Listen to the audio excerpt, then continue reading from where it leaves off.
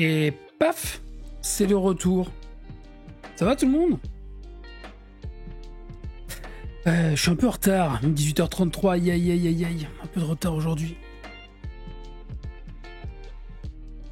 Mais Laurence Sialom, salut Tols, salut Julien, salut Novrig.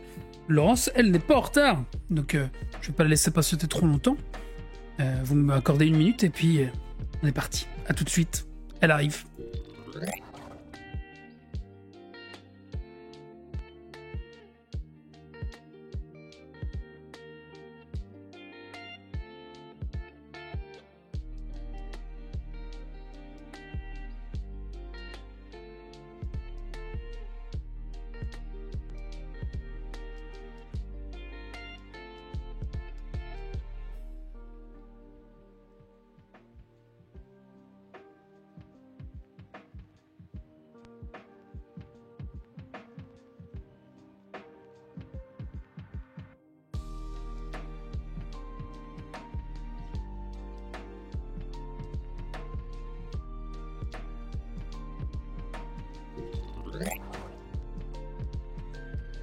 Et on est en direct.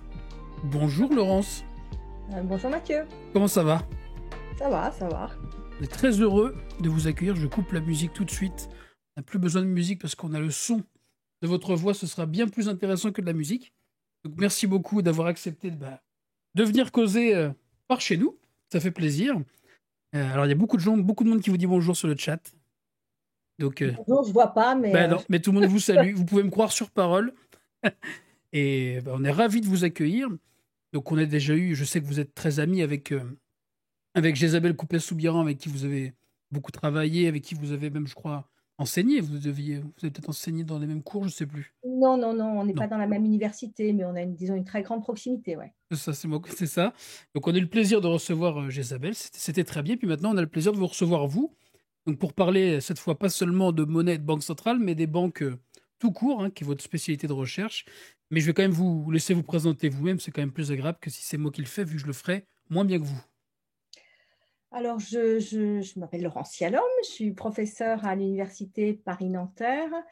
Je travaille sur des questions d'économie bancaire, de stabilité financière beaucoup, de réglementation prudentielle, c'est-à-dire comment on fait pour qu'il y ait plus de stabilité financière, qu'il y ait moins de faillites bancaires, ce genre de choses.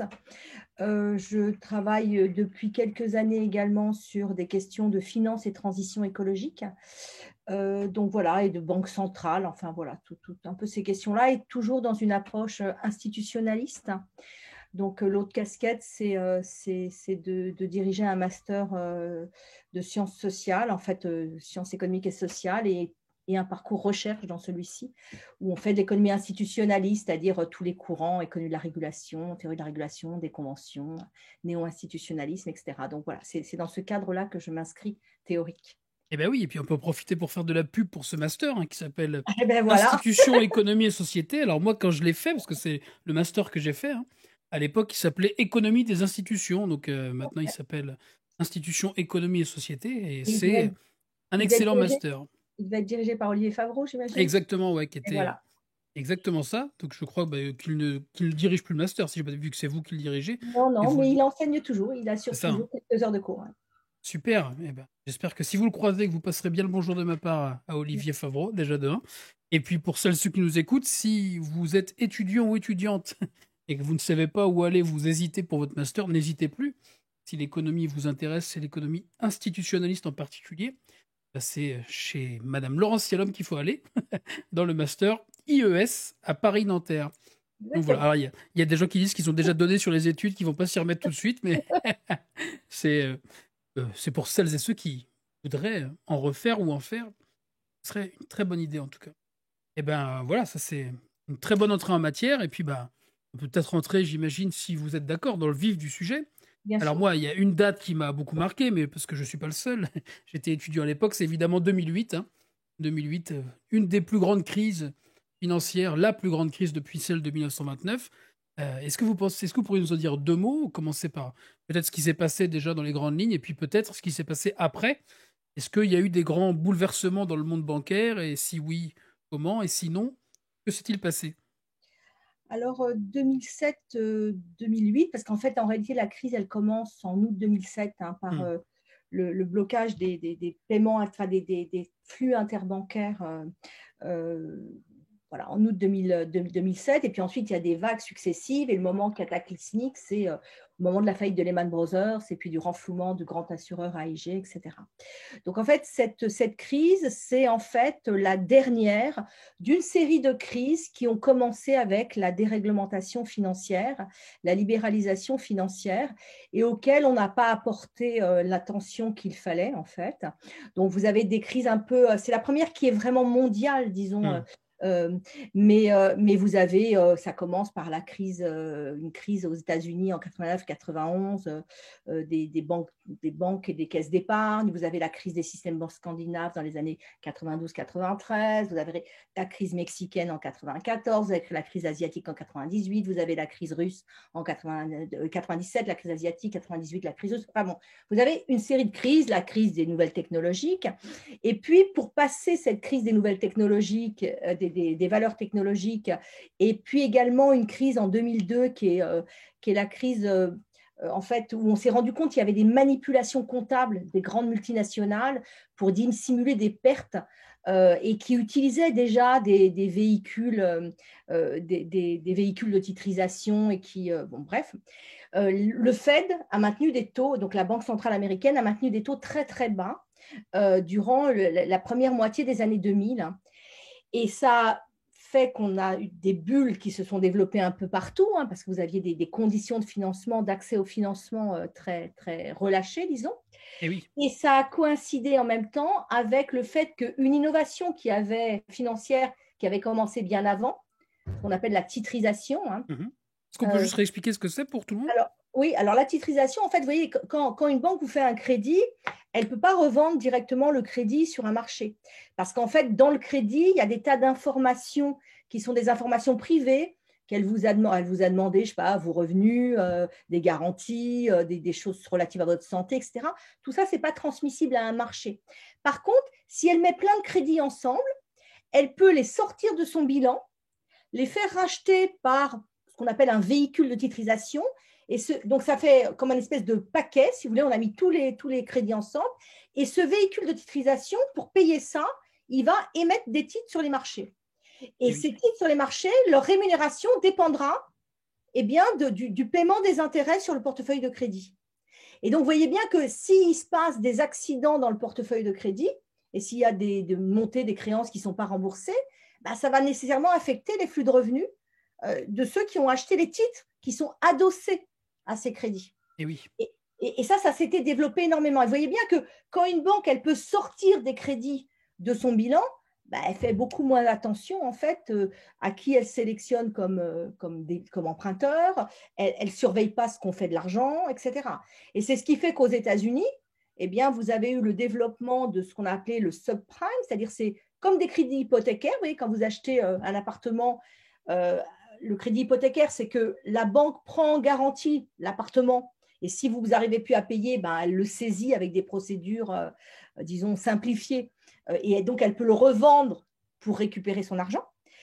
Eh bien, ce sont des crédits hypothécaires seulement qui étaient octroyés à des ménages disons, qui n'avaient, soit qui avaient eu des accidents de paiement, soit qui avaient des ressources très faibles ou précaires, enfin, qui de toute manière ne pouvaient pas assumer ces crédits.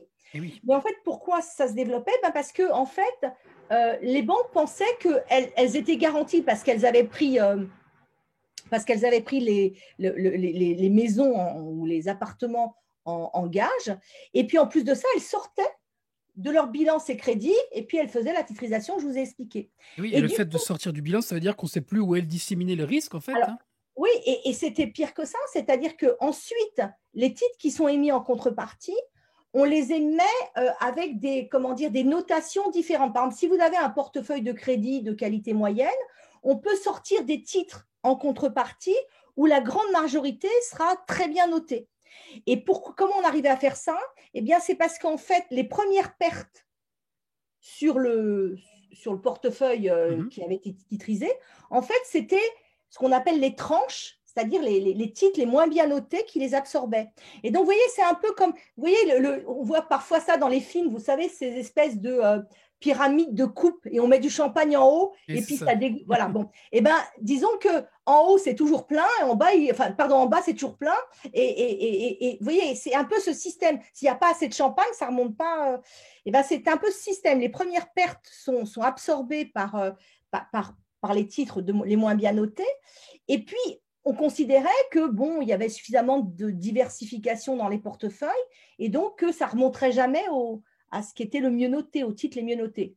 Le problème, si vous voulez, c'est qu'ils avaient juste oublié que y a des bulles immobilières et que le prix de l'immobilier, ça ne monte pas au ciel. Et quand ça se retourne, ça se retourne pour tout le monde, partout, dans toutes les zones géographiques.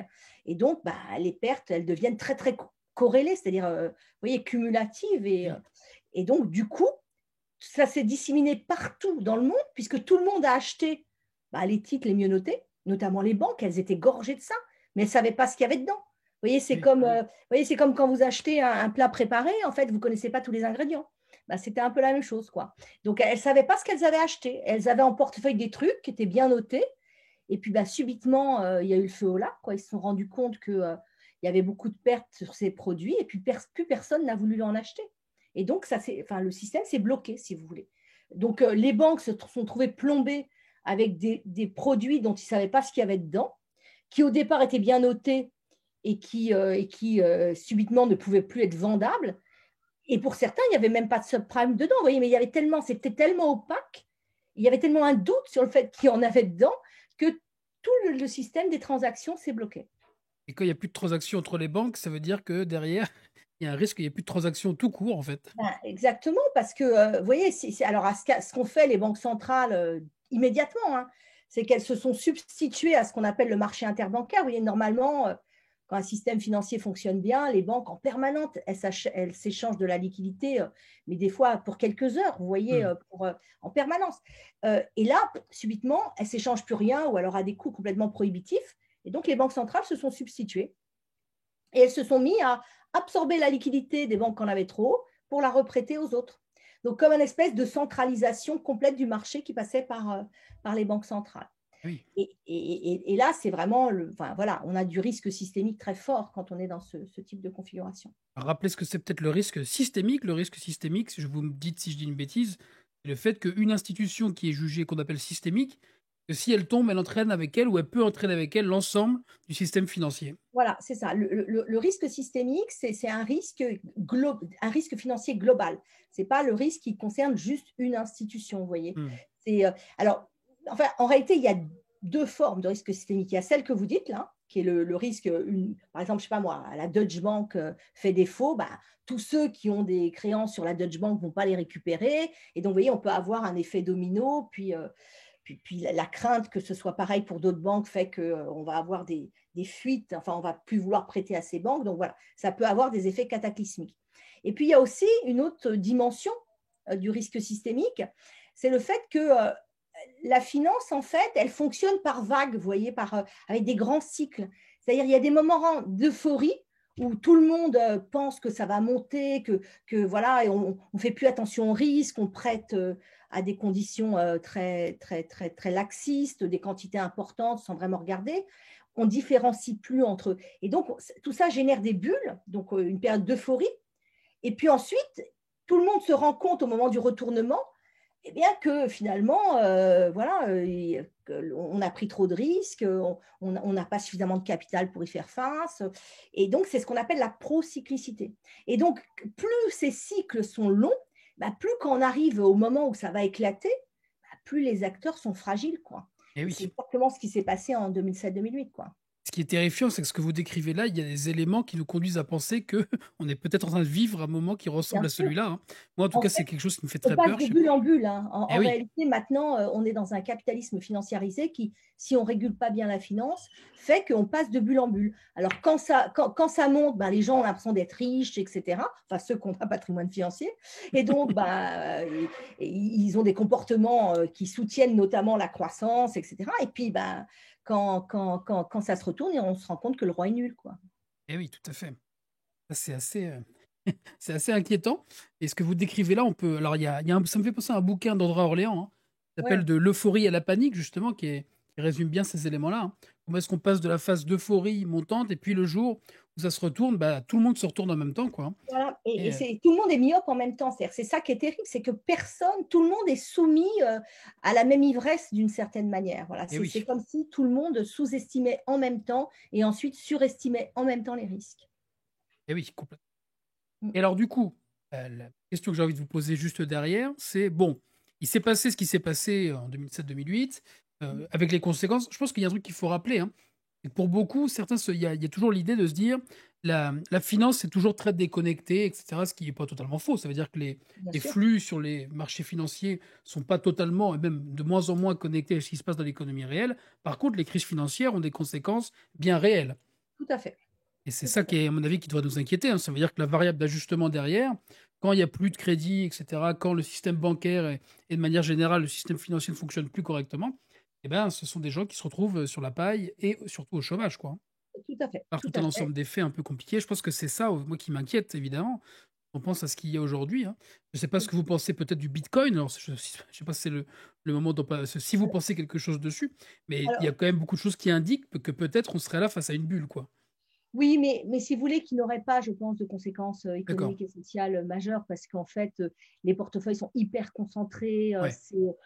ça sert beaucoup en fait à des activités illicites. Mais vous voyez, je pense que l'impact sur la société serait tout à fait marginal. Ouais. C'est excessivement spéculatif, mais ça n'a pas de dimension systémique, enfin, je pense. Aussi parce que les banques sont peut-être moins investies sur tout ce qui relève enfin, au moins des cryptoactifs, Oui. que ne Alors, pouvaient l'être à l'époque des subprimes. certaines commencent, notamment des banques américaines, commencent à rentrer sur ce marché, mais ça reste quand même très, très marginal. Hmm. Alors du coup, la question que j'ai envie de poser maintenant, c'est est-ce qu'on a appris de ces errements après 2007-2008? Qu'ont fait les régulateurs et qu'ont-ils plus ou moins bien fait? Et comment vous analysez ça, vous qui êtes un peu la spécialiste du pays sur ces questions-là? Alors, comment dire, on ne peut pas dire qu'on n'a rien fait. Ça serait faux, ça serait démagogique de Hmm. dire les régulateurs n'ont rien fait. Alors, il faut savoir d'où on partait. On partait d'une situation où, en gros, la réglementation des banques, ça se limitait à une réglementation sur leur ratio de capital. Donc, le capital de la banque, si vous voulez, c'est la partie du bilan qui est là pour absorber les pertes. Et donc, surtout quand elles sont pertes non anticipées, sinon ce sont les provisions. Donc, si vous voulez, on partait d'une situation où les banques étaient très sous-capitalisées, mais où on avait l'illusion qu'elles étaient très capitalisées. Pourquoi? Bien parce que les choix qu'on a faits sont des choix d'ailleurs qui sont très, comment dire, qui sont conditionnés par le cadre théorique, si vous voulez, la domination de cette idée d'efficience des marchés, etc. Et on a fait beaucoup d'autorégulation. Donc, en gros, le ratio qu'on leur impose, c'est au numérateur, vous avez du capital et au dénominateur, vous avez un actif pondéré par les risques. Ça veut dire quoi? Ben, ça veut dire qu'on ne prend pas tous les actifs, enfin si, on prend tous les actifs, mais à chaque actif, on lui attribue une pondération. Si on considère que ce n'est pas beaucoup risqué, on ne va pas mettre beaucoup de capital en face. Et vous voyez, comment dire, la perversion en fait, qui fait que les banques ont réussi d'une certaine manière à ronger de l'intérieur les réglementations, c'est que elles ont réussi à imposer que, avant la crise, là, je parle, hein, avant la crise, elles avaient réussi à imposer que, au niveau du capital, bah, il y ait beaucoup de choses qu'on mettait dans du capital qui n'étaient pas du capital, notamment des titres de dette subordonnée. Donc, ça veut dire que la capacité d'absorption des pertes de ce qu'on mettait dans le ratio réglementaire, ce n'était pas grand-chose, hein. Et puis, surtout, les plus grandes, elles pouvaient calculer elles-mêmes leur actif pondéré par les risques, c'est-à-dire le dénominateur. Donc, dès lors que vous allégez ce qu'on considère comme du capital et que vous calculez vous-même ce qu'il y a en bas au dénominateur et que vous pouvez manipuler le dénominateur, et il y a des études académiques hein, qui montrent Hmm. que le dénominateur, plus la banque est grosse, plus elle le manipule en fait. Hein. Et vous couplez à ça le fait qu'elle sous-pondérait complètement. C'est-à-dire qu'on considérait que c'était très peu risqué les activités de titrisation, les activités de marché. Or, justement, durant toutes les années 2000, c'est par ça qu'elles sont devenues systémiques. Elles ont grossi, mais pas par les activités de crédit qu'elles font à vous et moi. Hein. Non, par Hmm. les activités de marché. Et donc, elles sont rentrées très, très sous-capitalisées dans la crise. Mais quand on regardait le ratio, on avait l'impression qu'elles étaient bien capitalisées, hein, puisqu'on avait beaucoup au numérateur des choses qui n'étaient pas du capital, mais bon, ça semblait, on disait quand même c'est le ratio de capital, hein, et au dénominateur, ben, les risques étaient complètement sous-estimés. Et puis oui, Donc, qu'est-ce il qu'on y a a un élément très, très technique là-dessus, hein, donc enfin, en tout cas, il y a des éléments techniques, mais l'idée générale, si on comprend bien, c'est que le régulateur, lui, cherchait à voir quelle était la position de la banque. Est-ce que c'était plus ou moins risqué? Et la banque arrivait toujours, plus elle était grosse, à montrer que effectivement, elle était pas si risquée que ça et que, il y avait pas de raison de s'inquiéter d'une certaine manière. C'est ça, quoi? Exactement. Donc, si vous voulez, si vous voulez, ce qui montre bien le caractère idéologique, d'une certaine manière, de quelque chose, comme vous le dites, c'est très technique, mais derrière la technicité se cache une vision du monde. La vision du monde qui était derrière et qui était donc portée par les instances de régulation, c'est que la finance est capable de s'autoréguler. Donc, elle fera mieux que nous, régulateurs, Bien dans sûr. l'appréhension du dénominateur. Et donc, cette espèce de confiance, en fait, dans l'industrie pour calculer elle-même ce ratio. Et avec l'idée aussi que les prix de marché, bah, ils représentent les vraies valeurs. Et ce qui est quand même incroyable, parce qu'on avait, comme je vous l'expliquais, on a été de crise en crise, hein. Donc, enfin, en réalité, les évidences empiriques comme quoi les marchés ne sont pas efficients, il n'a pas fallu attendre 2007-2008 pour les Oui, c'est avoir, hein. clair. Mmh. Et pourtant, on a continué à faire les choses de cette manière. Pour vous donner une idée de la complexité pour le régulateur d'être capable de savoir si la banque manipule, etc., pour les plus grosses banques, c'est des dizaines de milliers de paramètres qu'il faut estimer. Ah Comment waouh! voulez-vous que le régulateur, voilà, qui a des ressources quand même très, très limitées, soit capable de challenger les banques systémiques sur le calcul de leur ratio de capital? Non, ils ne peuvent pas. Ils sont obligés de faire confiance d'une Et certaine c'est manière. parfaitement impossible. Et alors sur les banques systémiques, peut-être rappeler aussi qu'on a une particularité en France, c'est que sur les à peu près il y en a à peu près 30, hein, dans le monde des banques jugées systémiques, on en a 4 chez nous, quoi, hein. Exactement, exactement. Donc, c'est ça, pour ça, on est très, très fort, hein. On est champion du monde, La hein. BNP, Société Générale, Crédit Exact. Agricole et puis, CEBPL quoi, Caisse d'épargne, enfin Banque Populaire, Caisse BPCE, d'épargne. BPCE, exactement, exactement. Et donc, c'est quoi une banque systémique, en fait? C'est une banque dont la défaillance, en fait, met en péril le système financier. Donc, si vous voulez, le premier critère, c'est évidemment qu'elle soit grosse. Donc, c'est toutes des grosses banques, hein. Qu'elle soit grosse, qu'elle soit très complexe. Pourquoi? Ben parce qu'en fait, quand une banque est très complexe, le régulateur il a du mal à évaluer les effets du défaut de la banque, voyez. Eh oui. Donc, et qu'elle soit complexe dans son organisation et qu'elle soit complexe dans les transactions qu'elle fait, notamment sur les marchés dérivés, de gré à gré, etc.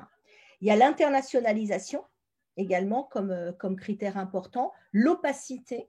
Donc, oui, il y a un ensemble de critères et on a un indicateur synthétique, si vous voulez, qui permet de déterminer la systémicité, quoi, le Mmh. degré de systémicité des banques. Et effectivement, nous, on en a quatre. Et toutes les grandes banques systémiques, en fait, c'est des banques universelles. C'est-à-dire, c'est des banques qui, à la fois, font des activités de banque de détail, c'est-à-dire la banque à laquelle vous et moi, on a un compte, enfin, j'imagine. Mais également, elles font des activités qu'on appelle des activités de banque de marché ou banque d'investissement, si vous voulez. Et c'est par ça qu'elles grossissent et c'est par là que les crises proprement financières affectent les banques. Mmh. Voilà. Et donc, c'est des espèces de supermarchés de la finance, si vous voulez. Elles font toutes les opérations financières et ça n'a pas toujours été comme ça, hein. Je veux dire, c'est la fin des années 90, hein, le basculement sur ce type de système.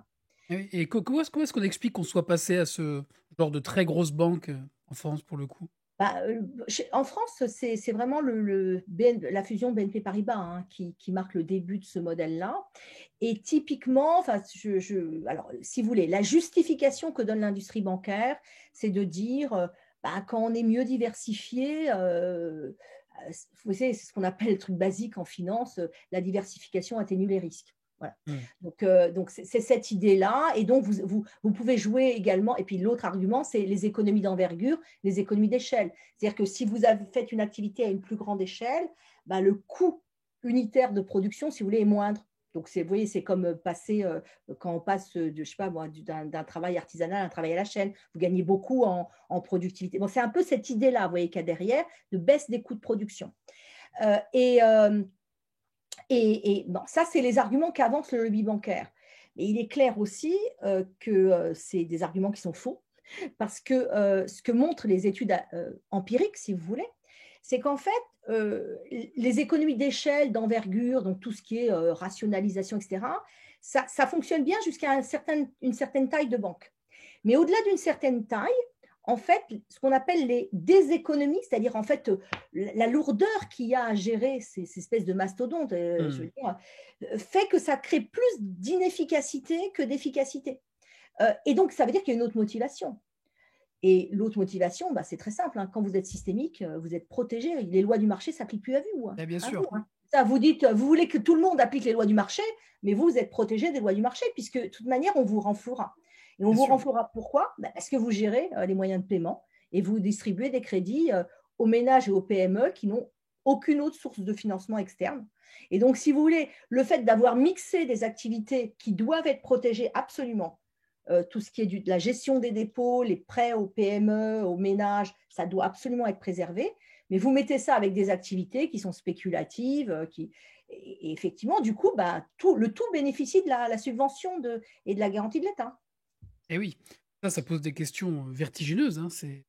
Est-ce que ces banques systémiques doivent rester privées pour le coup?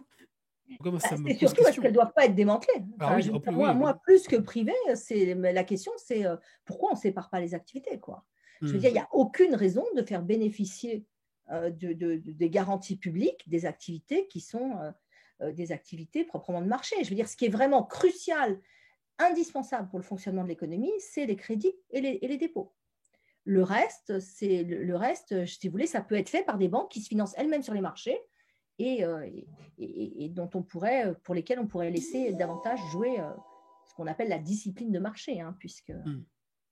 Ouais, ça pose des questions lourdes, quoi. Mais alors, du coup, Bien il sûr. s'est bien passé des choses après la crise. Alors oui, alors ce qui s'est passé après la crise, c'est qu'effectivement, on a renforcé le ratio de capital.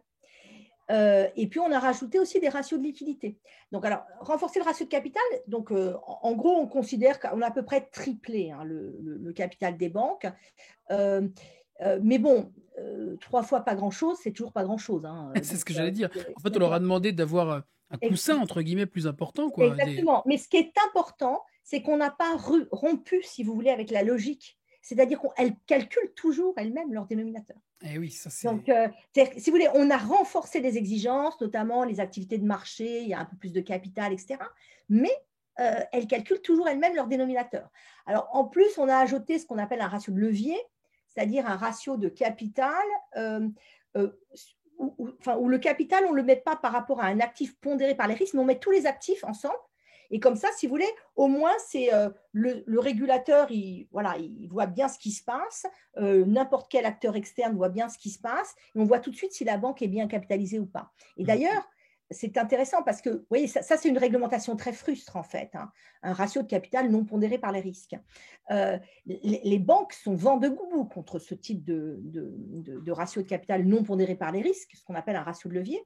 Or, les études, alors notamment, j'ai un de mes doctorants, Gaëtan Lecoing, qui a travaillé avec Pierre Durand et qui a fait des travaux là-dessus, mais qui corrobore d'autres travaux.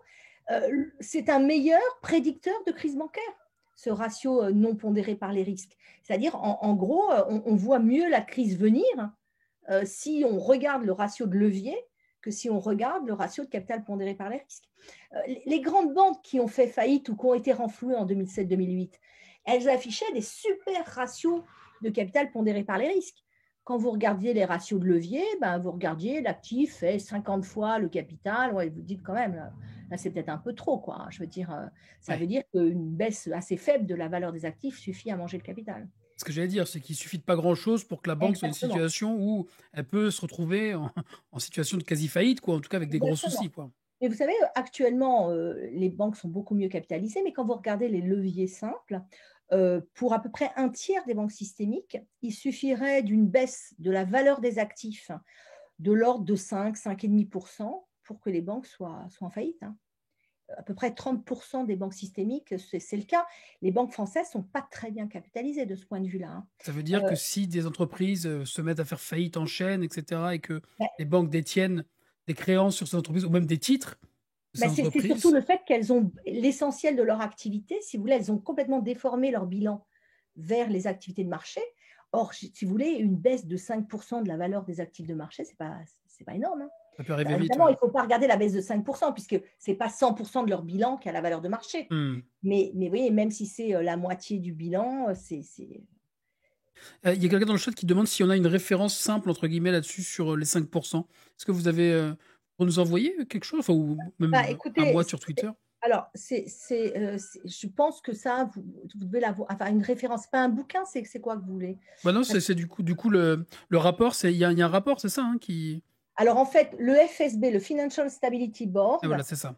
tous les ans donne la liste des banques systémiques, hein, et alors le truc, c'est qu'ils ne donnent pas le ratio de levier. Ils donnent enfin, vous avez le ratio de capital, vous avez les banques dans quelle catégorie elles se situent, avec quelle surcharge en capital. Et après, il faut aller recalculer les ratios de Ah levier. oui. Moi, je sais que je l'ai fait, mais pour 2016, dans le bouquin que j'ai publié en 2019. Mmh. Donc, si vous voulez, l'information, elle n'est pas directe, quoi. Les Bien sûr. banques ne communiquent pas beaucoup sur leur ratio de levier, hein. Ils ont pas vraiment intérêt à le faire non plus. Ah, C'est ça évidemment, l'enjeu. évidemment. Elles ont intérêt à afficher leur ratio de capital pondéré par les risques. Donc ce que vous nous dites, c'est qu'en fait la régulation, enfin la nouvelle réglementation par la suite, elle a été insuffisante, quoi? Alors, en fait, si vous voulez, on ne peut pas dire qu'il n'y a rien qui a été fait. On a relevé le ratio de capital, on a introduit des ratios de liquidité, mais qui ont été, comment dire, enfin, le lobby bancaire a été excessivement actif, si vous voulez, pour manger de l'intérieur, pour ronger de l'intérieur les réglementations, et pour qu'elles mordent moins. On a failli, on avait un projet de séparation des activités bancaires. Donc, la France et l'Allemagne l'ont flingué, hein, je veux dire, en faisant leur propre loi de séparation bancaire qui séparait rien avant que la proposition Barnier, qui était vraiment, ça aurait été la proposition la plus ambitieuse au niveau mondial si ça avait été adopté. Donc voilà, bon, là, pour le coup, cette espèce de collusion entre la haute administration française et les banques, bah, a très très bien marché, hein, ça c'est moins qu'on puisse dire. Qu'est-ce qu'on a fait? On a aussi réglementé les activités de marché. Par exemple, on a obligé à plus de standardisation des produits dérivés de gré à gré, mais là, ça tombe sur des trucs assez techniques. Mmh. Mais en fait, on a empilé tout un tas de réglementations, euh, euh, en étant parfois assez intrusif. Bon. Et donc, je comprends, c'est facile pour le lobby bancaire de dire, oh là là, on est acculé sur les réglementations, etc. Oui, mais justement, au lieu d'essayer de courir après la complexité, ce que fait la réglementation actuellement, hein. Et donc, à ce moment-là, elle a toujours un temps de retard, hein, et les banques ont toujours un temps d'avance Eh là-dessus. oui. En fait, ce qu'on a refusé de faire, c'est de s'attaquer à ça et d'avoir peu de réglementation, mais des réglementations qui mordent. Vous voyez, la séparation des activités bancaires, le ratio de levier, voilà, ça, c'est des réglementations simples pour lequel on peut pas, comment dire, on peut pas y échapper, si vous voulez, parce que oui, c'est un peu comme dans le domaine fiscal, si vous voulez. Dans le domaine fiscal, la complexité de certaines dispositions fiscales est telle que les multinationales jouent là-dessus Bien sûr, pour faire de l'évasion fiscale, mais la PME du coin, elle peut pas. Donc, si vous exactement. voulez, vous créez une distorsion entre les grands et les petits dans le fait d'arriver à jouer sur la complexité pour échapper à la réglementation ou à l'impôt. Et du coup, en plus de ça, vous créez une distorsion entre les acteurs qui est aussi une distorsion de concurrence, quoi. Je veux dire, Mmh. Ça, c'est vachement important et intéressant ce que vous dites là, hein. C'est effectivement, en fait, elles bénéficient, ces grandes banques, de la complexité et que, en fait, une mais autre voie qu'on aurait pu prendre dès elles 2008, l'entretiennent. eh oui, ça aurait Elles été de faire s'opposent à des toute réglementation simple. Ouais. ouais, c'est ça, quelque chose de beaucoup plus simple, percutant, mais qu'évidemment, il y a des conséquences politiques bien plus importantes Bien nécessairement, sûr, quoi. bien sûr, bien sûr, et qui dévoile les choses, si vous voulez. Mmh. Et les banques ont tout intérêt parce que c'est un instrument de capture énorme, à entretenir cette complexité, parce que c'est un pouvoir qu'elles ont sur le politique et l'administration. Une espèce qui fait, par exemple, que les régulateurs utilisent comme conseillers des gens qui viennent de l'industrie. Et donc, si vous voulez, ça crée cette espèce de porosité entre ces deux mondes. Non seulement ils partagent la même vision du monde, mais en plus de ça, si vous voulez, c'est tellement facile de se faire manipuler euh, dans un environnement où, vous voyez, au lieu d'interdire certains produits, certaines pratiques, parce que notamment on ne connaît pas les effets macro, on n'est pas capable de les évaluer, eh bien non, voilà, c'est une espèce de course permanente à la complexité dans laquelle les autorités publiques et le régulateur est toujours perdant. Mmh. Ça, c'est important. Et puis d'autant qu'il y a un phénomène que vous décrivez aussi, qui s'appelle celui des revolving doors, où Bien en sûr, fait les régulateurs, donc les gens qui travaillent au contrôle du coup du secteur bancaire, bien viennent sûr. eux-mêmes du secteur bancaire. Bien sûr, enfin, il y a des trajectoires qui sont complètement dingues, hein, des gens qui dirigent des autorités de réglementation bancaire et qui directement passent à un lobbyiste de marché, et qui deviennent lobbyistes en chef de marché. Vous avez des lobbyistes en chef de banques systémiques qui prennent justement la direction, par exemple, de l'autorité bancaire européenne. Enfin, si vous voulez, c'est une confusion des genres absolue et qui, en plus de ça, alors non seulement ça atteint la. Enfin, je veux dire, vous voyez, c'est pas juste ça atteint la, comment dire, la crédibilité des personnes qui font ça. Ça jette l'opprobre sur les institutions dans lesquelles ils sont. Vous voyez, quand l'autorité bancaire européenne est dirigée par quelqu'un qui a fait sa carrière en tant que lobbyiste, ben nécessairement, ça génère une suspicion. Et c'est une suspicion qui est bien fondée. C'est pas ni du complotisme. Je veux dire, c'est juste qu'on n'a pas de règles claires. On peut pas un jour défendre un intérêt et le lendemain je change de casquette et ça y est, mon univers mental est différent et je pense différemment. Et ça, je pense que c'est. Mais ça, c'est le néolibéralisme, si vous le nouveau management public. C'est ce que j'allais dire. Exactement, le nouveau management public qui est donc cette manière de concevoir l'État et en pensant que les règles de gestion privée sont supérieures aux règles de gestion publique et donc on va importer les règles de gestion privée dans le public, c'est ce qui fait qu'on a des problèmes tels qu'ils sont et enfin, qui sont maintenant tellement évidents dans les hôpitaux, c'est les problèmes qu'on a, enfin bon bref, l'État géré comme un acteur public et donc du coup, cette conception de l'État, elle valorise énormément ces carrières-là. Hmm. Au contraire, on favorise, on dit, bah, vous avez eu un concours de la haute fonction publique, mais c'est très bien, allez faire quelques années dans le privé, vous reviendrez après. Mais si encore vous reveniez dans comment dire, dans une sphère de l'État où vous n'avez pas à voir avec le secteur dont vous venez, à la limite, ok, transfert de compétences. Mais je veux dire, quand vous avez été pantouflé dans une banque et que vous revenez à la direction du Trésor, ça pose vraiment problème, Ah quoi. ouais, non, c'est absolument scandaleux. Je pense que ça dit effectivement quelque chose de ce que fait l'État aujourd'hui par ses hauts fonctionnaires, quoi. Et la façon dont ils se trimballent du privé au public, du public au privé, et les conséquences que ça peut avoir derrière Bien sûr. Et pour donc, la je veux qualité du dire, service public, quoi. et quand on dit ça et qu'on l'étaye avec et qu'on vous dit, mais vous faites du populisme, mais non, je veux dire, c'est se mettre de la tête dans le sable et ce qui génère ça, c'est au contraire de ne pas le dire parce que tout le monde le sait. Enfin, je veux dire, c'est. Bien sûr. Et ça entraîne ce que vous appelez aussi la capture du régulateur, hein.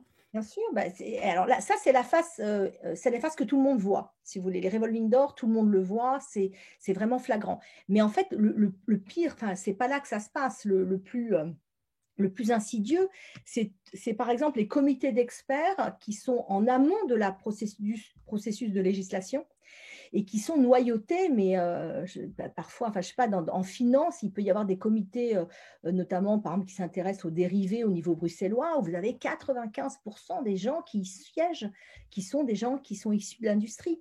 Donc, si vous voulez, vous avez des gens qui partagent les mêmes intérêts, qui partagent la même vision du monde et donc le même cadre enfin, normatif de ce qu'il faut faire en réalité. Et vous n'avez absolument aucun espace de délibération. Vous voyez, vous ouvrez pas, ne serait-ce que la contradiction. Et ça c'est dramatique. Enfin, et en finance, mais ça atteint vraiment des sommets à cause de la complexité. Donc, vous voyez, et même des ONG, enfin, moi, je suis membre qualifié de Finance Watch par ailleurs. Et vous voyez, Finance Watch, c'est une ONG qui a été créée, enfin, une ONG bruxelloise qui a été créée, je crois que c'est, enfin, je n'ai pas souvenir qu'il y en ait d'autres, hein, à l'initiative des politiques. Ils en avaient tellement marre d'avoir des banquiers en permanence, des députés européens dans leur bureau pour faire le pied de grue et essayer d'imposer leur vision aux législateurs européens, qu'à un moment, de manière transpartisane, hein, ils ont mis au pot, mais au départ avec leurs propres deniers, hein, pour créer cette ONG, pour amorcer cette ONG, qui ensuite a pu grandir un peu parce qu'elle a une subvention de la Commission. Donc, mais ils sont quoi? Ils doivent être, je ne sais pas, je n'ai pas été regarder, mais je ne sais pas, c'est peut-être une équipe de 15, ils sont moins de 20, je pense, à côté de ça, vous avez des centaines beaucoup plus de lobbyistes que de parlementaires. Et donc, une ONG comme Finance Watch qui s'occupe de faire du contre-lobbying technique, hein, c'est presque tous des anciens de la finance, donc ils savent vraiment de quoi ils parlent. Eh bien, comment dire, ils sont obligés de faire des choix vraiment cornéliens sur quel dossier je peux suivre. Est-ce que je peux accepter de l'aide? Ben oui, ils sont même obligés de refuser d'être dans certaines commissions, tout simplement parce qu'ils ne sont pas assez, qu'ils doivent quand même faire un travail de fond, qu'ils doivent avoir levé des fonds, qu'ils doivent... Vous voyez, le jeu est tellement déséquilibré, en fait, Mais oui, c'est incroyablement déséquilibré. hallucinant.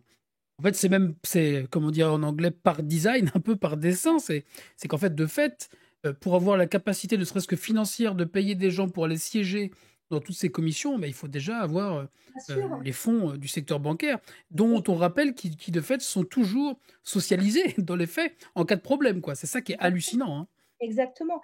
Et oui, et c'est pour ça que moi, quand on dit que, et je pense qu'ils ont tort d'accepter qu'on dise que c'est des lobbyistes, les ONG. Parce qu'en fait, ce n'est pas du lobbying. Enfin, pour moi, ce n'est pas du lobbying. Pourquoi? Parce que, vous voyez, les lobbyistes, ils dépensent beaucoup d'argent pour infléchir les réglementations dans leur propre intérêt. Mais s'ils y arrivent, eh bien, à ce moment-là, comment dire, ça revient vers l'industrie sous forme de profits plus importants, de réglementation moindre, etc. Donc, si vous voulez, vous avez une convergence d'intérêts. Une ONG, pourquoi c'est sous-financé? Parce que vous et moi, on a intérêt à ce qu'ils gagnent leur combat, on a intérêt à ce que la finance soit mieux régulée, on a intérêt à ce que le glyphosate soit abandonné, on a intérêt, voilà, on a tous intérêt à ce que les ONG citoyennes gagnent un certain nombre de combats. Mais quel est notre intérêt à les financer? Vous voyez, qu'on le finance ou pas, on en bénéficiera, puisqu'ils défendent pour des biens qui sont des biens publics, des biens globaux, vous voyez. Donc, qu'on est financé. Et donc, ils sont toujours sous-financés, tout simplement parce qu'ils ne se battent pas. Vous voyez, eux, ils ne gagneront pas plus de ressources s'ils arrivent à ce qu'une réglementation soit plus stricte. Ils n'y gagneront pas d'argent. Donc, c'est quand même très, très différent.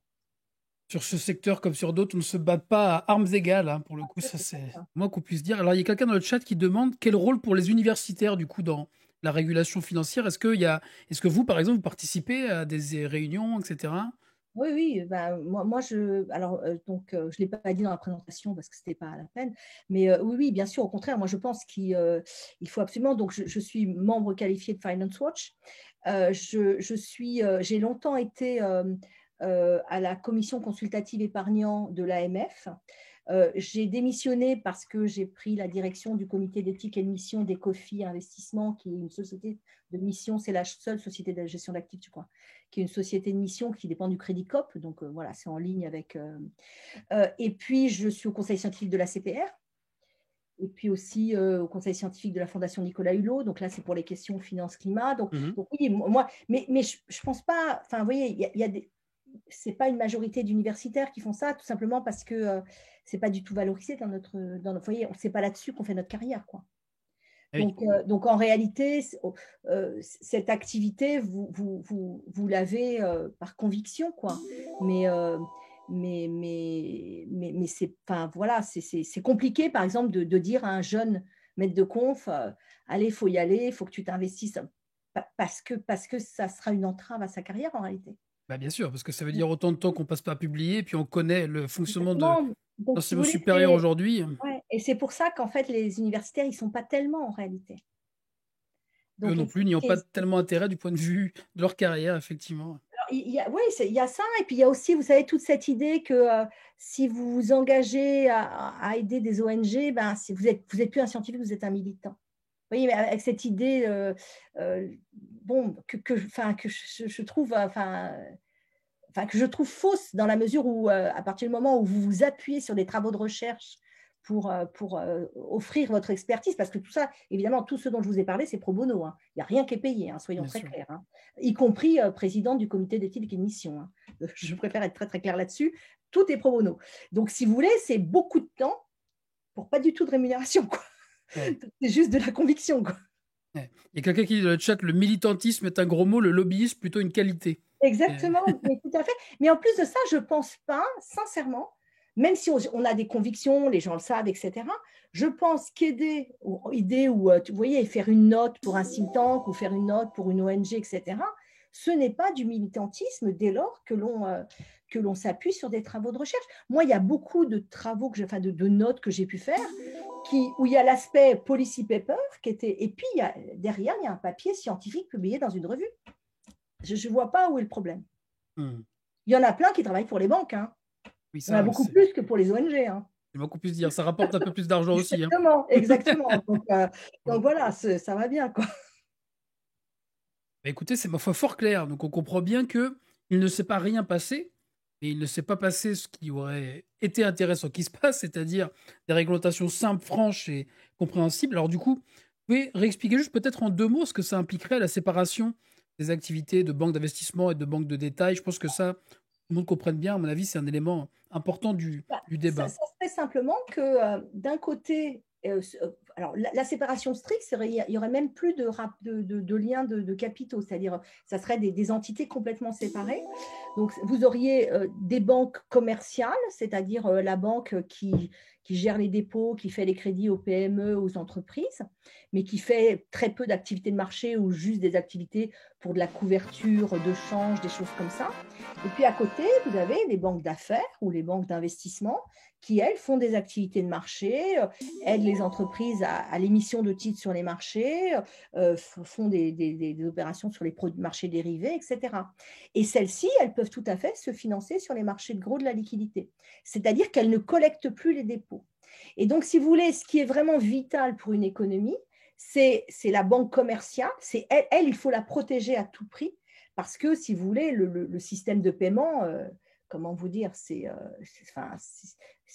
le système de paiement s'effondre, on ne peut plus commercer, quoi, on ne peut plus transacter, on peut plus. Enfin, oui, c'est vraiment le cœur d'une économie de marché, le système de paiement. Et c'est un bien public. Et donc, ça doit être préservé. Et donc, si on sépare, eh bien, ça permet d'éviter que la banque de marché bénéficie de la garantie de l'État en cas de difficulté. Et donc, on peut lui imposer des choses qu'on ne peut pas lui imposer si elle mixe ses activités avec la banque de dépôt. Et il y a des travaux, il y a eu des travaux du FMI très intéressants qui ont quantifié les subventions implicites. Et donc, en fait, ça veut dire ce que implicitement l'État donne comme garantie à ces banques. Ça m'intéresse, vous voyez, ne serait-ce que pour mon boulot à moi, pour le coup, ça m'intéresse, ça. Alors, en fait, les calculs sont enfin, il y a 3 méthodes, mais je vous donne la méthode la plus simple. La méthode la plus simple, c'est, vous savez, les agences de notation, elles donnent 2 notations. Elles donnent une notation qui reflète le risque véritable de l'entité et une notation qui tient compte de la garantie de l'État. Eh bien, plus une banque est grosse, plus elle est systémique, l'écart entre le nombre de notches, de crans, entre ces 2 notations est important. C'est-à-dire que vous pouvez être très bien noté avec la garantie de l'État, parce qu'on sait que vous ne ferez pas faillite, et puis nettement moins bien noté si on regarde juste votre niveau de risque sans la garantie de l'État. Eh bien, plus une banque est grande, plus elle est systémique, plus l'écart entre ces 2 notations est fort. Et donc, comment on mesure les subventions implicites? Eh bien, on regarde à combien elle se financerait si elle se finançait au taux de financement qui correspond au risque intrinsèque de l'institution.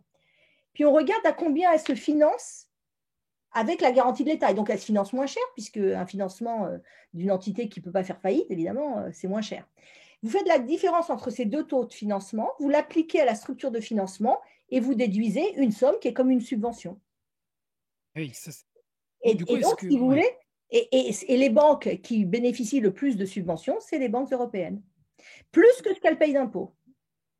En fait, elles sont déjà pratiquement parapubliques, au moins garanties de fait par le public. Il y a quelque mais chose. Sans les inconvénients pour elles.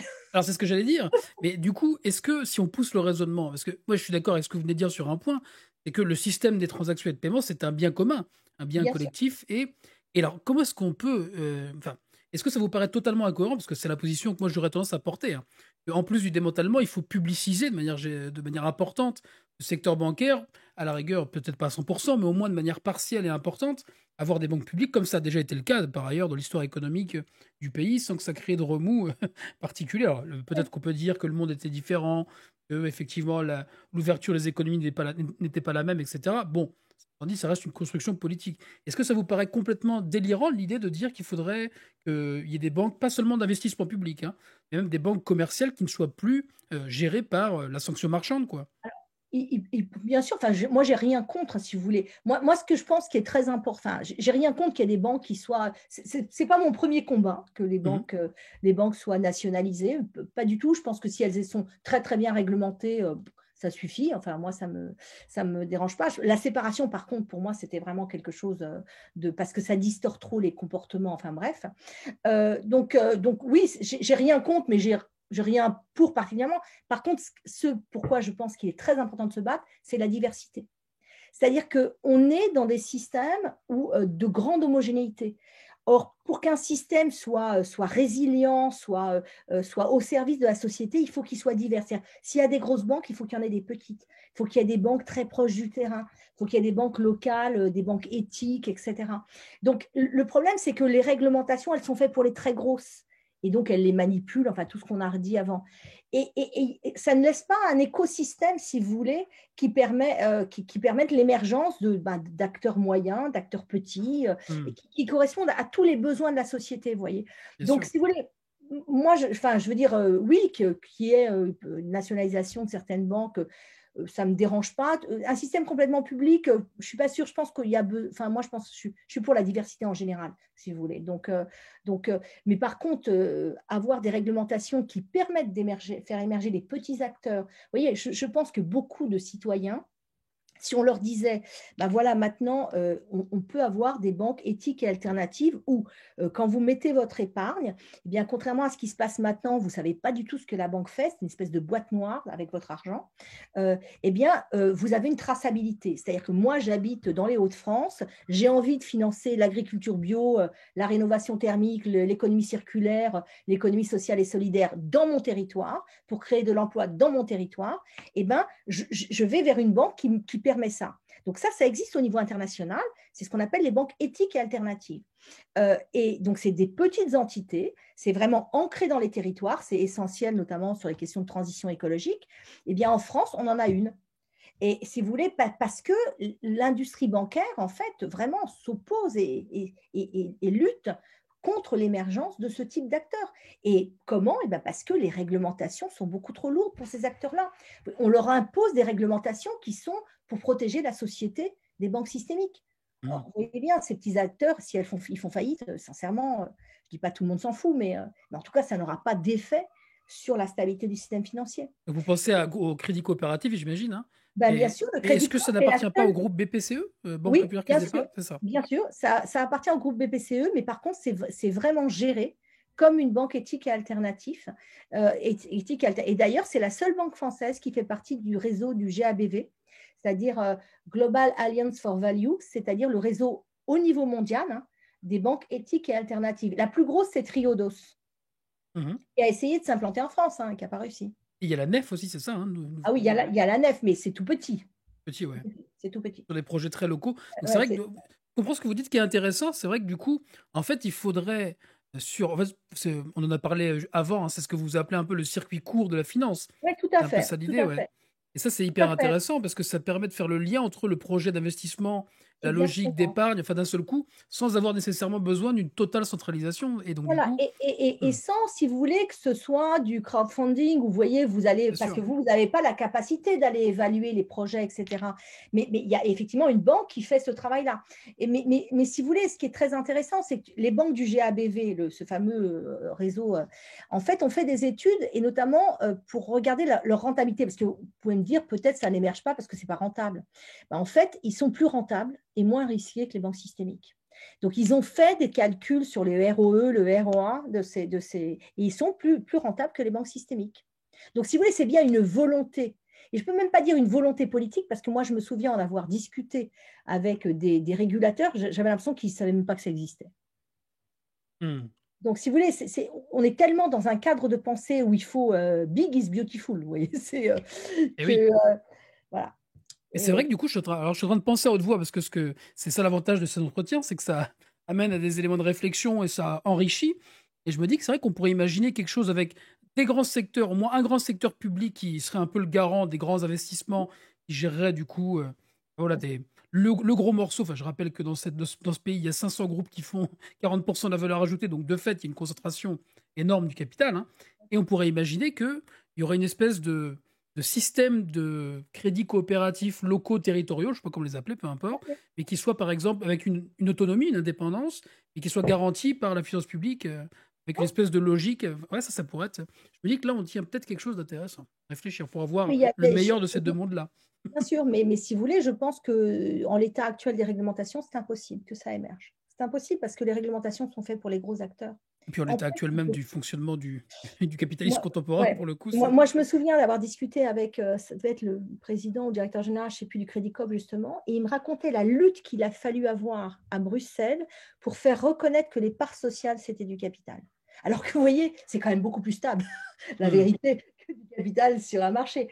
Eh ben, il a fallu vraiment, parce que c'était pas fait, le système n'est pas fait pour les banques coopératives et les Mmh. banques mutualistes. Mais c'est vrai qu'il y a Galdrex dans le chat qui dit: «Mais c'était un peu l'idée des crédits agricoles et des caisses d'épargne Bien de sûr. de Mais l'après-guerre». qui Donc en se sont fait fait hybrider, mais bien sûr, mais il y a eu une hybridation par la finance de marché, et eh oui, donc qui correspond à cette idéologie néolibérale, hein, et le fait qu'à un moment, effectivement, les élites économiques et politiques ont cru et ont cru en toute bonne, enfin, je pense en toute bonne foi à un moment, hein, même si après, on sait bien, enfin, je pense qu'il était difficile de ne pas se rendre compte de l'erreur, et que quand même le fait que ça perdure, ça pose quand même un vrai problème. Mais il y a vraiment eu une croyance comme quoi c'était un modèle supérieur, le modèle de finance de marché, c'était un modèle supérieur pour réduire les coûts, pour mieux bien sûr. alléger les ressources, etc.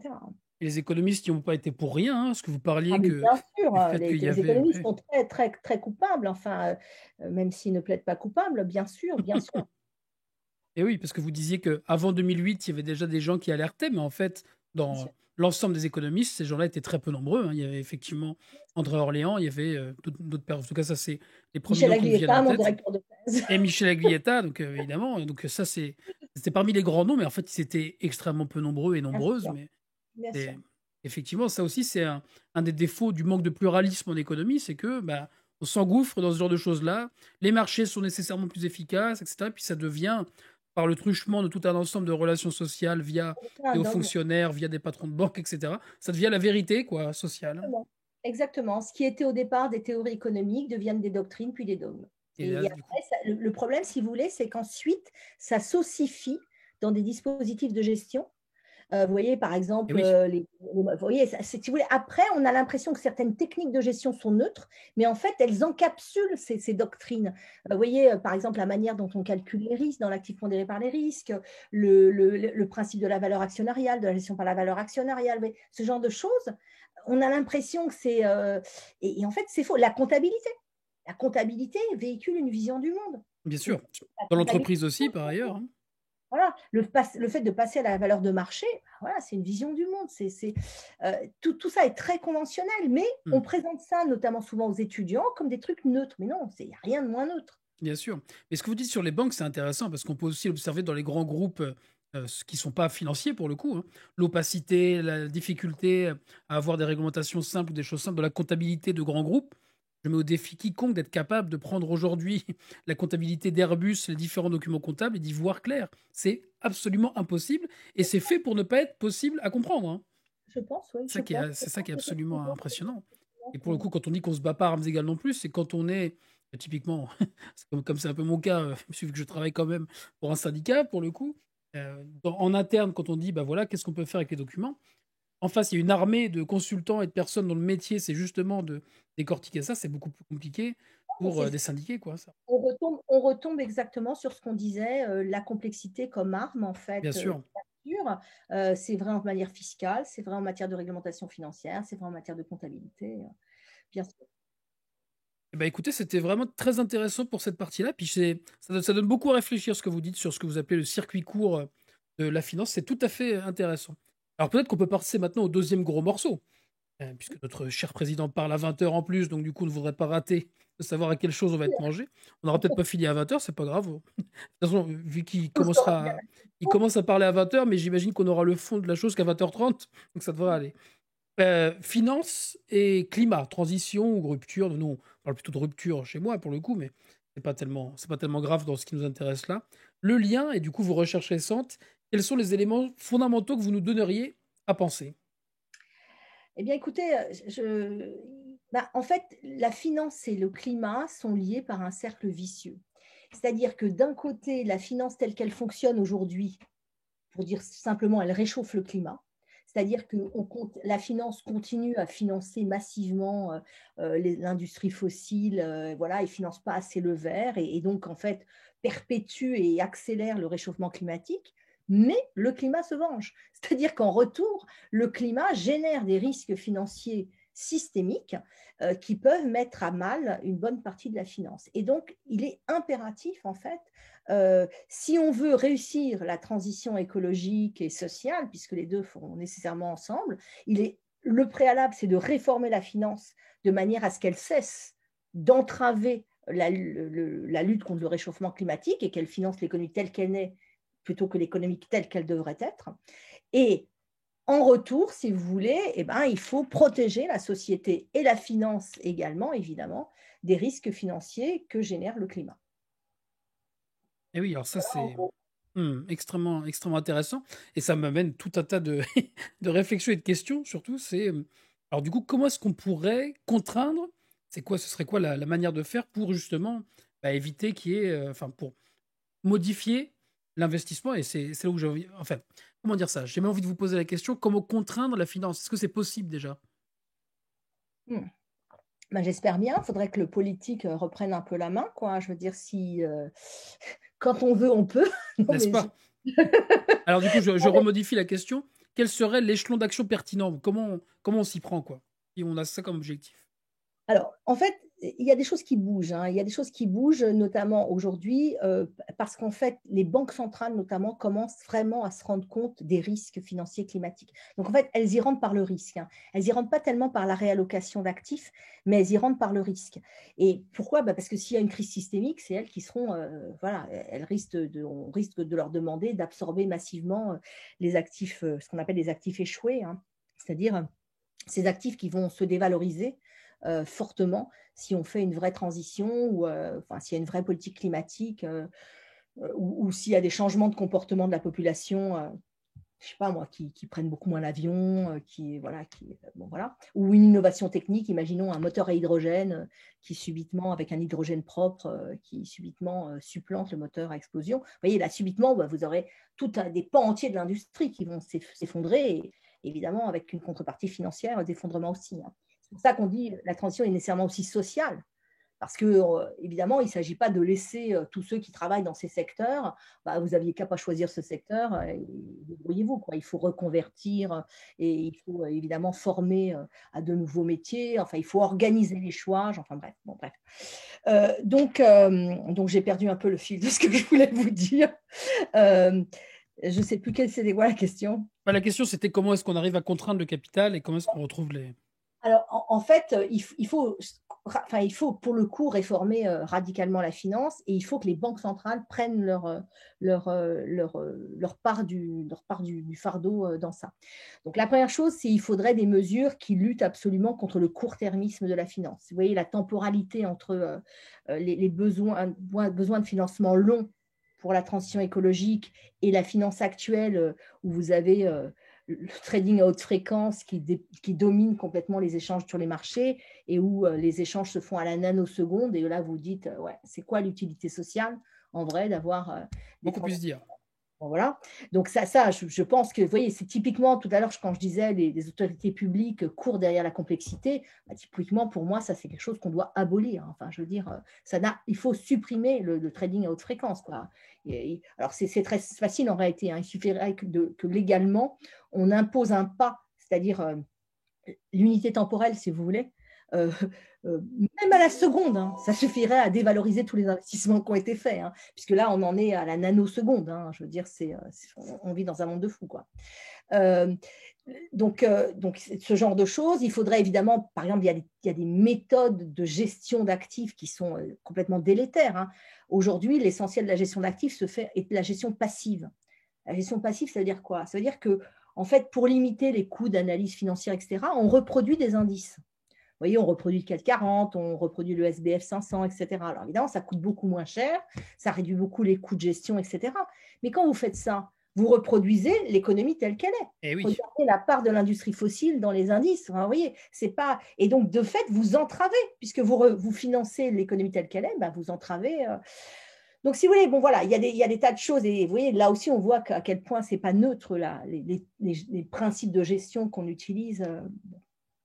Et donc voilà, donc il y a déjà tout ce volet. Donc, il faut absolument lutter contre le court-termisme de la finance. Alors, là-dedans, il y a évidemment la taxe sur les transactions financières. Enfin, je veux dire, Eh il y a oui. plein de choses pour lutter contre. Voilà, il faut rompre avec ce fétichisme de la liquidité qui fait qu'on pense qu'il faut à chaque seconde que chaque actif ait un prix, quoi. Est-ce que vraiment c'est nécessaire au fonctionnement d'une économie? Je n'en suis pas vraiment sûre. Donc ça c'est la première chose, lutter contre eux. Il faut introduire de la diversité. Introduire de la diversité, je reviens à ce que je vous ai dit, donc il faut à la fois des très gros tuyaux, donc des réseaux de banques publiques d'investissement au niveau mondial, hein, parce que c'est un bien public mondial, préserver le climat. Vous voyez, si un pays fait beaucoup d'efforts, eh ben, les réductions des gaz à effet de serre qu'il va permettre ne vont pas s'arrêter à ses frontières, hein. Tout le monde va en bénéficier. C'est d'ailleurs pour ça qu'il y a du free riding, c'est-à-dire tous les pays ont intérêt à ce que ce soit les autres qui fassent Eh oui. l'effort, ils en bénéficieront. Donc, c'est un énorme problème de coordination, ça, hein, l'incitation au free riding quand vous êtes face à des biens publics mondiaux. Et donc, il faut des réseaux de banques publiques d'investissement qui se coordonnent et qui financent les très, très gros projets. Vous voyez, tout ce qui est lié à des, je sais pas, aux grosses infrastructures vertes, bon, bref. Où là, c'est vraiment de la canalisation de très, très gros montants transnationaux. Hein, donc, et puis, ça doit se faire à l'échelle européenne en Europe, au niveau asiatique, les banques publiques d'investissement asiatiques, avec les chinoises notamment, mais pas que, doivent se coordonner, etc. Et puis, au niveau le plus local, il y a ce que je vous disais tout à l'heure, hein, il faut favoriser ces circuits courts de la finance. Donc oui, il faut vraiment agir à tous les niveaux. Et les banques centrales, là-dedans, sont également centrales. C'est-à-dire, ont un rôle majeur à jouer, de deux manières. D'abord parce qu'elles peuvent, c'est devenu des acteurs essentiels sur les marchés, hein, enfin des acteurs clés par les montants notamment qu'elles investissent, par les conditions de taux qu'elles impulsent, etc. Et donc, elles doivent verdir leur action. Et elles peuvent le faire parce que justement, le risque climatique est un risque financier. Vous voyez, elles peuvent le faire même, je pense, sans trahir leur mandat, puisqu'en fait, c'est pour protéger contre des risques financiers. Et donc, par exemple, elle pourrait favoriser les financements de banques qui font beaucoup d'investissements verts. Par exemple, elle pourrait, par exemple, quand on lui amène une garantie pour obtenir de la liquidité, vous voyez, quand on se refinance auprès d'une banque, par exemple, vous amenez un titre, le titre vaut 100, la banque, elle ne vous donne pas 100, la banque centrale, elle vous donne, admettons, 95. Imaginez, on pourrait avoir un système où vous amenez un titre qui est un titre labellisé vert. À ce moment-là, on va vous donner, il vaut 100, on va vous donner 98. Mais si vous amenez un titre marron ou brun, enfin très fossilisé, quoi, à ce moment-là, on va vous donner, je ne sais pas, 70. Et si la Banque centrale fait ça, elle change complètement les conventions de marché sur l'évaluation des risques. Un peu comme utiliser le levier fiscal pour l'État en discriminant, voilà, mais du côté monétaire, c'est ça que vous dites. Exactement. Et donc, si elle faisait ça, vous voyez, comme les banques, elles ont un besoin impératif d'accès à la liquidité, nécessairement, elles verdiraient leur portefeuille, les banques. Oui. Et ça enverrait un signal au marché, attention, c'est risqué.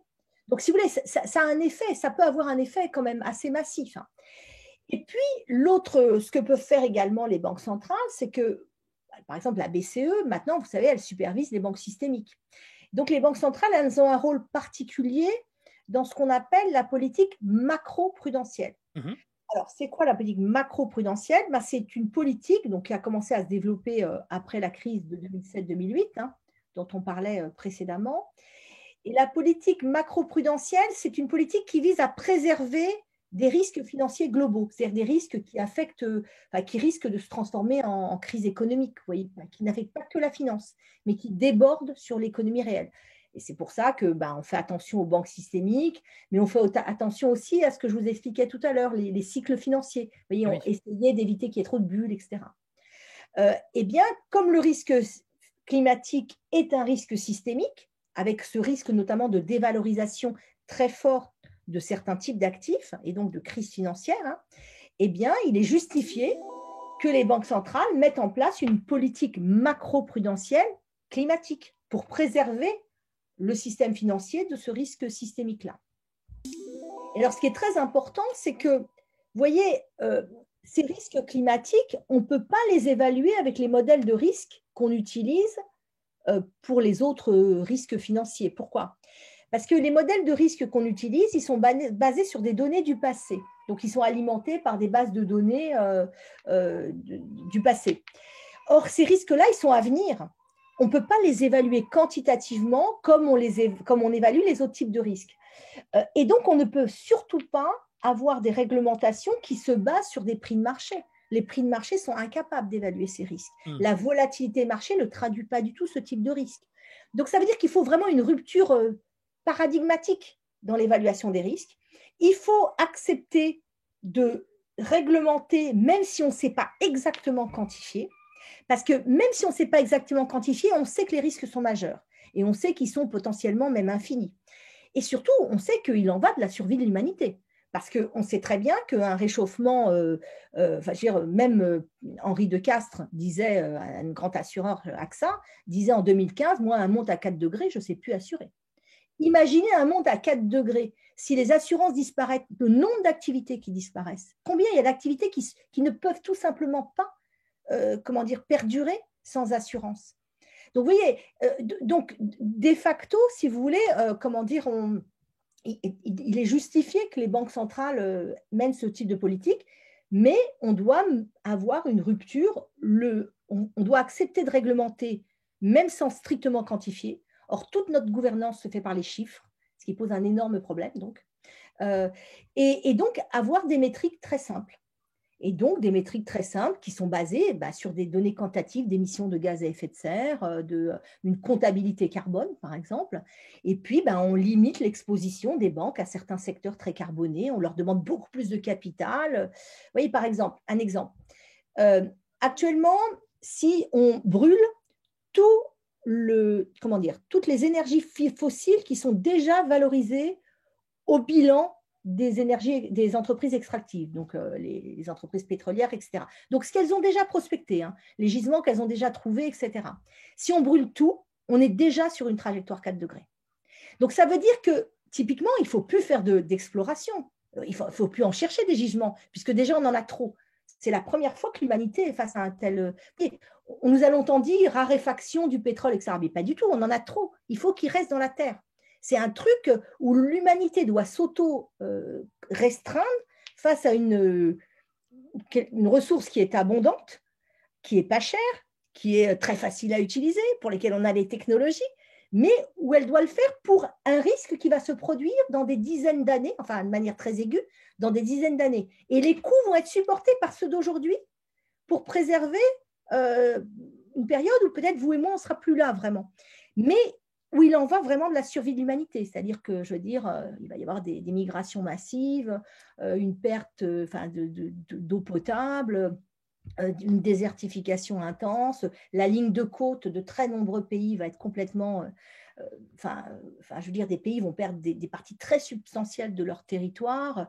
Une zone comme, je sais pas, le sud-est de la France va devenir l'équivalent en termes de climat de zones subsahariennes, et ça à échéance d'un siècle. Vous voyez, donc là, on est face à des problèmes majeurs, mais voyez bien toute la difficulté à l'action qu'il y a. C'est vraiment alors ça, c'est à qui le dites-vous?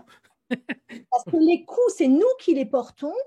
On est dans des démocraties où le cycle électoral fait que, évidemment, celui qui est au pouvoir, pour être réélu, il ne faut pas qu'il fasse peser trop de coûts à ceux qui vont l'élire. Et en même temps, si on ne le fait pas, c'est vraiment quelque chose d'existentiel pour l'humanité. Avec évidemment plus de coûts encore pour les pays en développement que pour nous, mais quand même, il ne faut pas penser qu'on est préservé.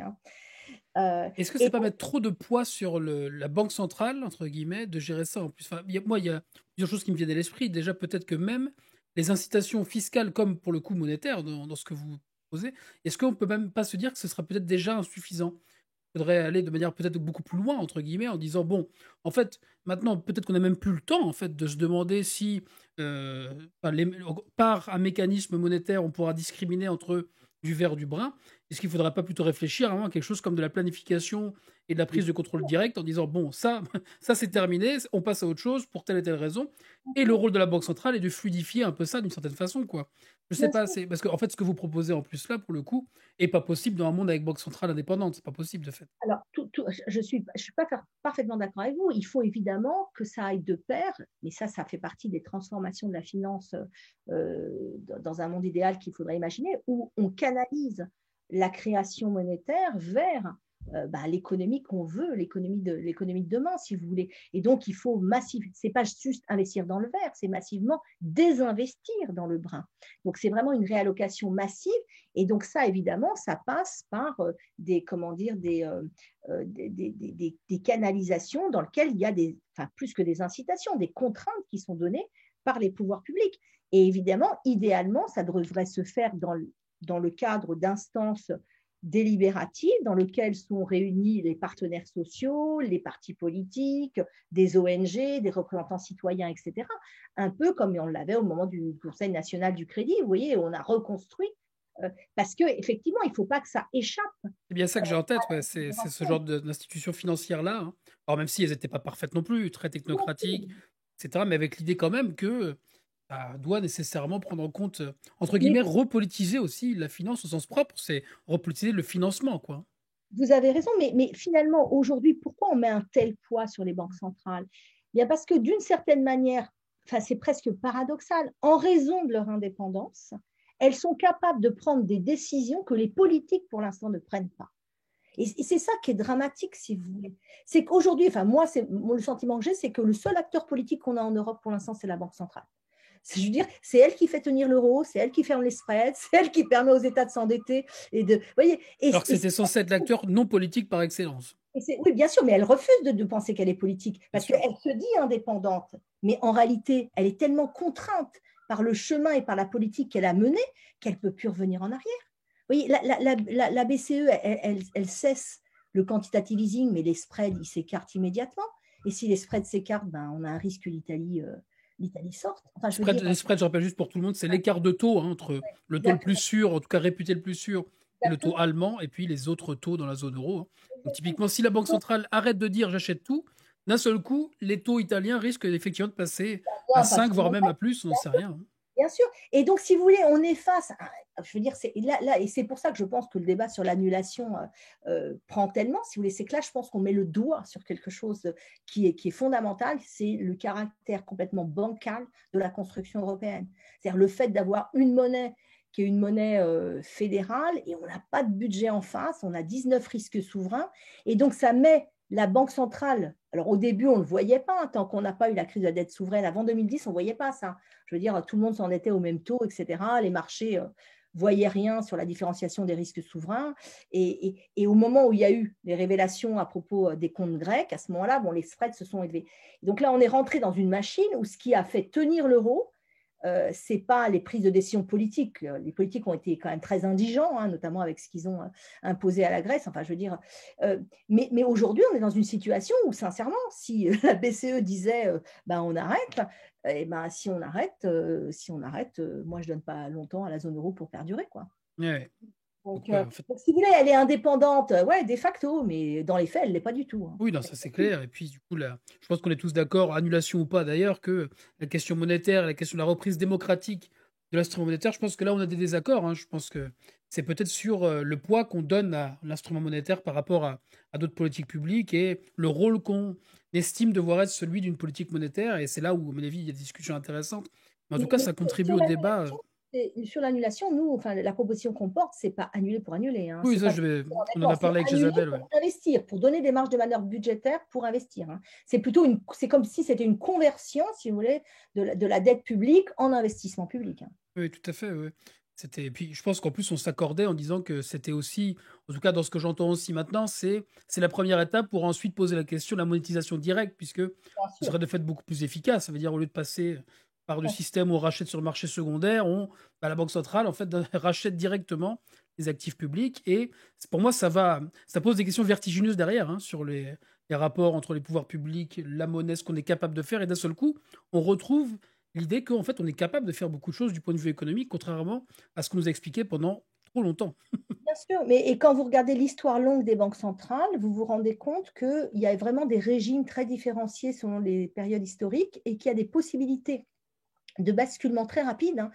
Les années 20 ressemblaient beaucoup un peu à ce qu'on a vécu, finances extravagantes, machin, etc. Les banques centrales assez détachées des gouvernements. Et puis, il y a eu la crise des années 30 et la Seconde Guerre mondiale. Et là, vous avez une vague de nationalisation de banques centrales et les banques centrales qui se sont mis à financer la dette des États, hein. Et de nationalisation tout court, d'ailleurs. Oui, bien sûr. Oui, bien sûr. Oui, bien sûr, mais en l'occurrence, là, je parlais des banques centrales, mais Ouais. vous avez plein de banques centrales qui sont nationalisées à ce moment-là et qui deviennent les bras armés des États. Mais en un temps très court, vous avez un changement radical de régime de banque centrale. Puis après, avec la libéralisation financière, on met un régime de banque centrale qui est cohérent. Donc l'indépendance était cohérente avec la libéralisation financière. Et c'est vrai qu'aujourd'hui, on est dans un moment, dans une époque où il y a une incohérence, si vous voulez, entre les besoins qu'on a de canaliser la finance et les banques centrales, le régime de banque centrale qu'on a. Mais le problème, c'est qu'en Europe, c'est compliqué de changer les institutions, hein, plus qu'à un niveau national. Faut qu'on puisse dire. Donc, il y a des difficultés de L'Europe a toujours faisabilité avancé, politique, hein, qui sont au cœur des débats aussi politiques là-dessus, hein. bien sûr. Mais l'Europe a toujours avancé au bord du gouffre, hein. Donc, le seul truc qui peut apporter l'espoir, c'est que l'Europe a souvent avancé au bord du gouffre, quoi. Elle prend des décisions au moment où vraiment. Donc, peut-être. Bah, écoutez, ça paraît très bien. Je ne sais pas si vous avez d'autres choses à ajouter pour la suite. Moi, j'ai trouvé ça très clair et sur les deux gros moments après 2008 et puis aujourd'hui, la question de la relation finance-banque-climat, ça donne beaucoup de matière à penser. Puis moi, ça me structure des choses aussi. Je le réutiliserai dans d'autres lives et puis même dans mes propres travaux. Donc, je vous remercie beaucoup. Ça nous nourrit et ça, c'est très important. Je pense qu'il ne faut jamais l'oublier. Alors, si vous avez peut-être un dernier gros message avant qu'on aille voir à quelle sauce on va être mangé par le politique, le vrai, pour le coup, enfin le Non, vrai. je n'ai pas de gros messages, hormis ceux que je vous ai fait passer. C'est déjà pas mal. C'est déjà beaucoup de messages et ça nous servira pour penser énormément de choses. Et je vous remercie beaucoup d'avoir accepté de venir parler avec nous. Très agréable. Merci à vous. Merci de vos clartés. Bon courage pour les études, pour la fin du semestre à la fac et puis pour la reprise du master, on rappelle, hein, Institution Économie et Société à Nanterre. Et on vous souhaite le meilleur pour la suite. J'espère qu'on se reparlera bientôt. Bien sûr. Avec plaisir. Au revoir, Merci beaucoup, Laurence. merci beaucoup. Bonne soirée. Au revoir. Et paf, très intéressant cette affaire encore. Ça me donne beaucoup à penser. Beaucoup de choses à penser. Je pense que on voit bien qu'on tourne autour un peu des mêmes, des mêmes éléments. Je vous remets un petit coup de musique. Je sens que vous avez besoin de musique. Et on va regarder après. On va mettre. C'est sur quelle chaîne, à votre avis, cette histoire avec Macron? Et merci à vous. C'était très intéressant. Ça me donne beaucoup à penser. C'est vrai que moi, je pense que si on tire le fil, on est obligé d'arriver à des choses beaucoup plus radicales que ça. Je pense. C'est comme ça que je le perçois, de mon petit point de vue en tout cas, hein. Mais ça mérite de donner à penser. Et ça, c'est déjà pas mal. Mais c'est vrai qu'il y a quelque chose, hein, dans le débat économique sur quelle place on donne aux institutions publiques type l'État, les collectivités. Comment est-ce qu'on se réapproprie ça? Quelle différence on fait entre socialisation, nationalisation? Quelle forme on donne? Mais ce qui est certain, et ça c'est quand même un changement majeur, hein, c'est qu'il y a quelque chose qui est partagé dans l'idée qu'effectivement, il y a une nécessité absolue de changer de modèle, de changer de régime. Voilà. Alors après, évidemment, il y a des positions plus ou moins radicales, etc. Je suis plutôt sur des choses, je pense que le moment nécessite de toute façon un changement radical. Voilà, ça y est, là-dessus. Et ça dit des choses. On redécouvre progressivement les avantages de la nation, dit Galbraith. Je suis pas certain totalement, tu vois, que ce soit ça. Je pense qu'on redécouvre la nécessité de repartir de quelque part. C'est ça, moi, le gros problème que j'ai avec les nationalistes, c'est qu'ils sont... Pour moi, ils vendent un autre mythe. Le mythe que la nation, toute seule dans son coin, ou même pas, d'ailleurs pas forcément toute seule, en relation avec d'autres, ce serait une espèce de paradis perdu, quoi. Pour moi, ça n'a pas grand sens non plus, hein. Je pense que l'objectif qu'on peut se donner, c'est justement l'internationalisation la plus massive, mais il faut bien commencer quelque part. C'est ça que je le pense. Bon, l'abandon du nucléaire, hein, en tout cas, ça, je suis pas sûr, mais il y a des questions qui se posent, hein, sur on fait du nucléaire. On en a parlé avec Philippe Thiriot. Moi, j'ai pas d'avis déterminé là-dessus. Tout ce que je sais, c'est que dans le nucléaire, il y a des gens qui bossent, qu'il y a des difficultés, qu'il y a matière à penser. Nationaliser serait donc internationaliser, en tout cas ce serait poser les jalons, en tout cas socialiser plutôt que nationaliser. Mais ça dépend par où on commence, ça veut dire que si on passe à un moment par les pouvoirs publics, on est obligé de penser nationalisation à un moment donné. Mais ça pose des questions. Juste un peu taquin, mais il faut être taquin. Soyez taquin. Ça va être chaud quand même, dit Alex. Et oui, mais c'est pour ça qu'on a tout un travail à repenser là. Mais vous voyez l'intérêt d'avoir eu Jézabel puis maintenant Laurence, c'est de penser, vous voyez, et puis Benjamin Lemoyne avant. On pense circuit du trésor, on pense État, on pense banque centrale, on pense banque tout court. Et on voit qu'en fait, cette architecture-là, c'est ça qui est au cœur des enjeux hein, et de ce qu'on est capable d'en faire. Donc là, on a du taf, chers amis, mais c'est ça qui est bien, c'est qu'on va le faire progressivement. On verra bien pourquoi ça débouche. Et continuer à se nourrir. Et puis pour l'instant, on va aller voir, on va dire, Messire, notre bien-aimé Emmanuel Macron. On salue. Bon courage. On se retrouve, je sais pas quand encore, parce que moi je suis en congé ce soir pour quelques jours. Donc je vous tiendrai au courant sur le Discord et sur Twitter de ce qui se passe dans les jours à venir. Ce qui est certain, c'est que le 6 avril, on a Christian Chavagneux qui vient. Ça, ce sera top. Là, on parlera de l'actu économique, de plein de choses, de fiscalité, de fraude fiscale, de fraude sociale. On aura tout un tas de sujets.